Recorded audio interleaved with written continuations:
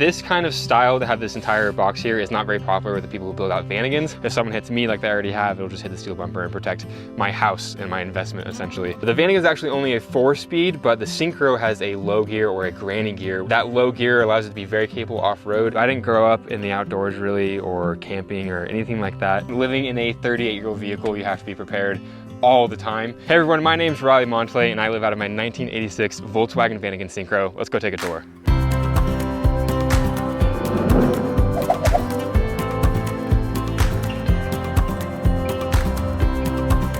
So to start off the interior build, you have my kitchen area, and I wanted to keep this really simple. I built this entire van to my specifications and my needs. So I don't have a stovetop up here. I figured it would kind of get in the way and take away from my counter space, and I like to throw all my camera equipment and all my crap up on the counter. So my stovetop is stored down below here, but I do have a sink up here. And again, in the idea of max mounting counter space, I have a cutting board that fits perfectly into the sink, and then I can kind of put that off to the side, use my sink. I have the Dtik Go hydration faucet, which has just been amazing. A hose runs from the faucet down to a 7-gallon water tank down here, so it's just super simple, super easy to fill it up and not have to deal with any pumps or anything weird electrical.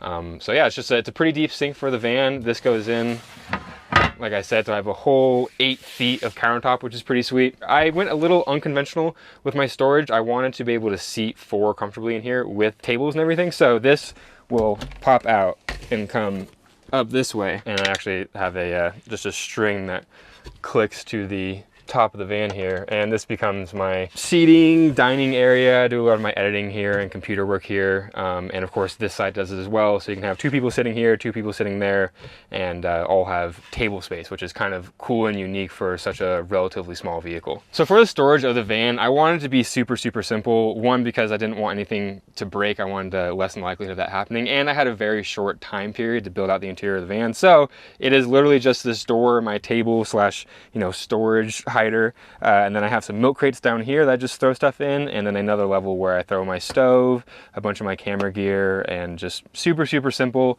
not complicated at all. There's not even drawers or anything. It was very fast to make, and it has been working great so far, and I can change it up if I need to, which is nice, but yeah, not professional. So you can see I kind of did a couple different iterations on the table design. You can have 2 tables right here, and like I said, you can seat 4 pretty comfortably, and under here is just more storage.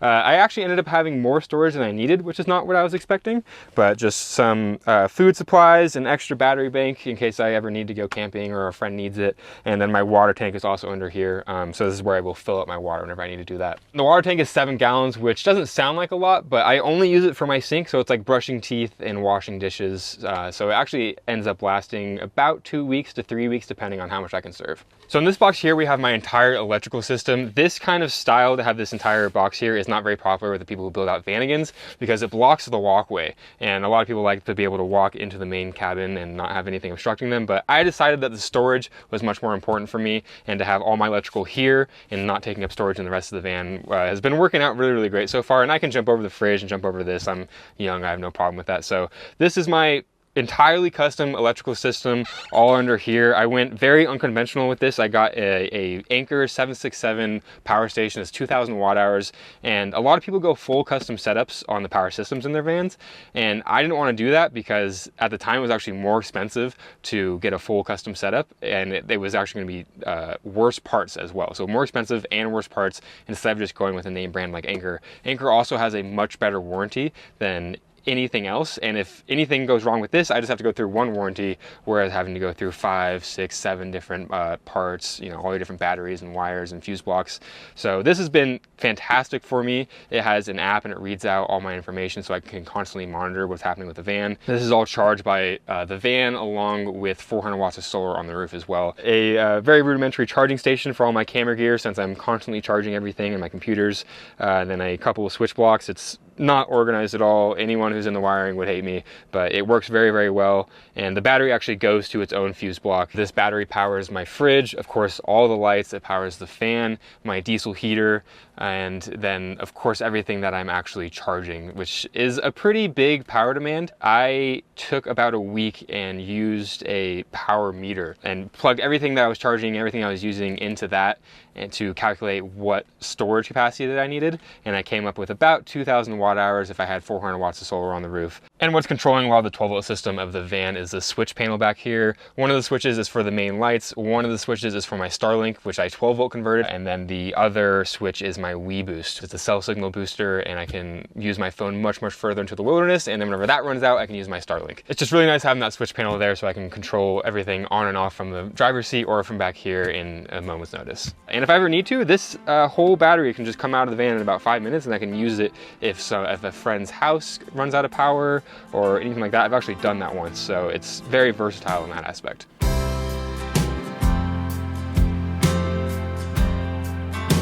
I've been living out of my Syncro for just a little over 3 months now, so still very new to van life, but I did have a 99 first gen CRV that I was living in and out of for about a year. So start off with that, eventually upgraded to the Vanagon, which was a big change, but very welcome because it's so much more capable off-road and just an awesome vehicle. Funnily enough, van life was never something I was inherently attracted to. I didn't grow up in the outdoors really, or camping or anything like that. But right before the pandemic hit, I started getting into road tripping in my first generation Prius. I road tripped that around Oregon and Washington, and being on the road in these incredibly beautiful places during the summer started to make me fall in love with the opportunity that being mobile in a vehicle gives you. So I got my CRV after that, and slowly I became this person who was not really interested in the outdoors into someone who loved traveling, loved trying to overland and enjoy the outdoors through the means of a vehicle. I bought the Syncro in February of this year, 2023, and spent the first couple months kind of just living out of it with the basic stock interior, and then got a garage where I could actually build it out. Only had 3 months, so I built it out. And within that 3 months, there was a lot of learning, a lot of mistakes and messing up, but got it built out to the point where it was livable and fit my needs and my functions very well, and have been on the road for, like I said, just a little bit over 3 months now. Keeping with simplicity on the build, this seat is just one piece and it's a double fold style. I don't know the official name for it, but it has 2 hinges and it folds 2 different ways. So of course we have the seating mode. This is just what I use the majority of the time. And then under here is all of my laundry. I was building in Palm Springs and it was getting too hot, so I kind of just finished the basics and ran out of there. So all my laundry is just thrown in here for now, and then the seat cushion will fold down, and the whole platform basically comes this way and reveals the bed platform, I guess you could say. I would really like to have a actual folding, foam mattress and everything, but for now it's a 3.5 inch foam topper from Walmart and just some sheets and basic stuff on it. Very simple for now. It's been working, but eventually I will get some official stuff on there. Now that it's set up, it's a full-size bed, so you can sleep one person very comfortably, 2 people a little less comfortably, but it definitely still works for 2 people. It's been very comfortable for me, and I haven't had any problems with it so far, but it will be improved eventually, I promise. Right here is also, obviously, the continuation of my countertop, but it's my kind of hidden storage. This is where I keep a lot of the stuff that I access on a daily basis. So a bunch of gear, a bunch of backpacks, got some books in there. There's a lot of Vanagons have a huge thing right here. I wanted this to be a much more open Vanagon since it is such a small space relatively. I wanted to feel as big and open as possible. I didn't want to block this window, so I'm still figuring out a good storage solution for my bigger stuff. I have my pack out right here. This is all the tools that I keep for the Vanagon. Living in a 38-year-old vehicle, you have to be prepared all the time, and I dropped the transmission and put it back in by myself with all these tools, so I'm pretty confident I can fix almost anything that goes wrong with the van. And then I also have a very, childish but fun RC car back here.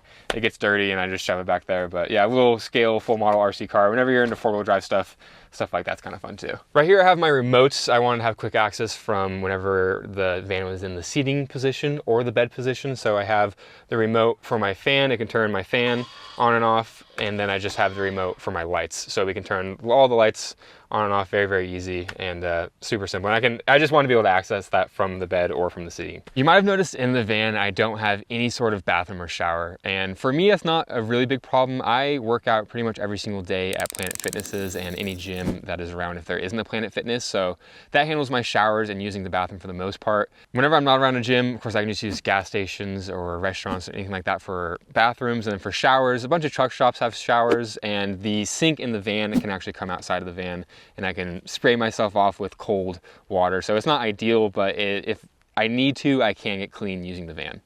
Up here, I haven't done too much. I have a switch for my inverter, so that's how I actually charge the battery off of the van whenever I need to. In the summer, I didn't really need to use that, but as we go into the winter time, I have to charge the battery off the van a little bit more because it's just always cloudy, especially in the P&W. My fridge is here. This is a 35 quart Bouge RV fridge. It's one of the cheaper options, nothing like Nomadic, but it's been great so far, and 35 quarts has been more than enough as just a single guy on the road. You can also see the shifter of the Vanagon. The Vanagon is actually only a 4-speed, but the Syncro has a low gear or a granny gear, which is kind of the amazing thing about the Syncro. That low gear allows it to be very capable off-road, especially with the fact that this in particular Vanagon is a triple knob Syncro, so it has locking front and rear differentials along with a center decoupler, so it is a very capable off-road vehicle, along with being my home on the road. The entire interior is also bedlined. That wasn't popular with a lot of people because this was such a pristine Syncro, but I bedlined the entire interior because it had this gross white paint with glue all over it, and the bedliner protects it a lot more, and I like the black look a lot better. But overall, I'm very happy with how the interior turned out, even though it is very custom and very homemade. For me doing it in the amount of time that I did, first van build ever, I think it turned out really well.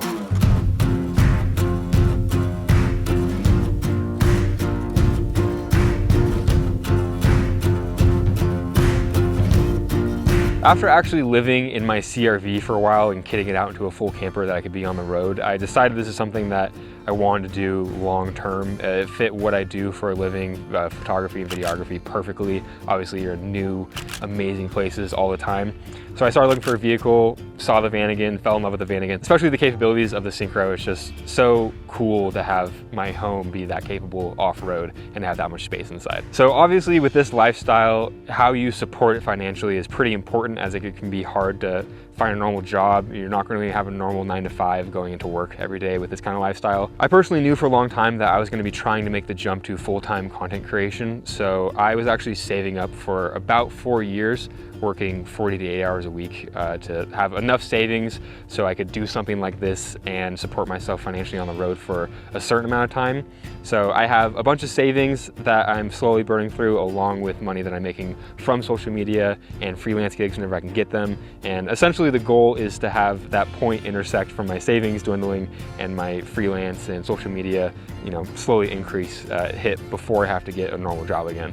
The exterior of the van is very simple yet functional. I have steel bumpers on the front and rear. They're Rocky Mountain from Go Westy. If I mess up and accidentally hit something, it's just gonna ding into the steel bumper, or if someone hits me like they already have, it'll just hit the steel bumper and protect my house and my investment essentially.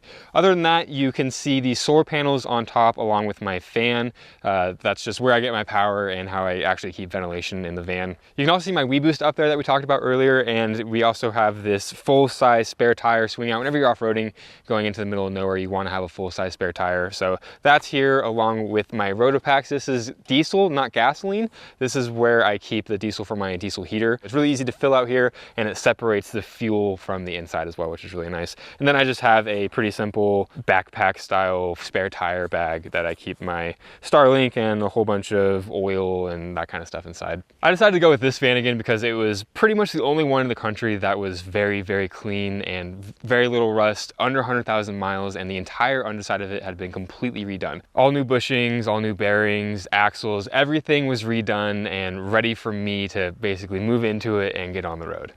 This right here is another reason that I bought this Vanagon in particular. It has the legendary Subaru EJ22 engine swap. The engine that came with the 86 Syncro was very cool, the water boxer, but it just simply was not very reliable and just dog slow. With a pretty heavy vehicle and around 90 horsepower, you were barely doing highway speeds, and any hill was like kryptonite. So the Subaru swap gives you a nice power boost up to about 130 horsepower, 140 pound-feet of torque, and it really livens up the Vanagon, especially whenever you put a full camping interior inside of it. Plus, it is way more reliable and very, very simple to work on, and you can still get parts for it very easily from any Subaru dealership or O'Reilly's around the country. The EJ22 is also great because it's significantly more fuel efficient than the engine that came with this. I get around 22 on the highway, 17 in the city, which is way, way better than the engine that came with the Vanagon. And whenever you're doing so many miles on a vehicle like this, I drive 30, 40,000 miles a year, it really starts to add up. You can also see my diesel heater that I installed back here. It fits perfectly right into this little nook in the corner of the van. This vent tube runs up into the main cabin where I'm sitting most of the time. And the fuel line comes out and goes all the way over to my swing away and into my Rotopacks up there. So it's a very clean and simple system. I get to fill it up on the outside of the van. I turn it on the inside of the van, and it seems to work every single time. Crossing my fingers, it continues that way considering it is the cheaper Chinese diesel heater.